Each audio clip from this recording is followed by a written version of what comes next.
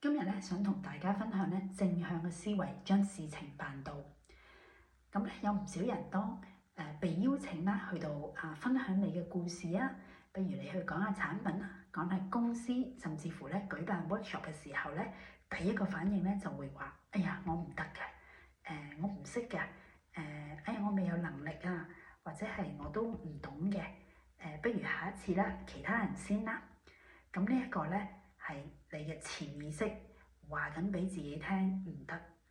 咁不如我建議大家，你可以去改變呢個潛意識，其實就係正向嘅去接受呢個邀請，同自己去講：我係優秀嘅，我係配得嘅，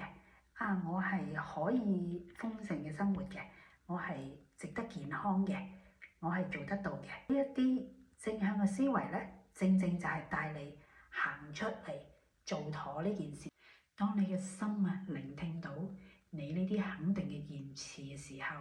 佢就會將所有嘅資源咧都交過俾你。咁亦都因為咁咧，你所有事情都會係做得到㗎。所以鼓勵你將正向嘅思維帶入你生命每一天，你就會發現好多事情你都做得好成功㗎啦。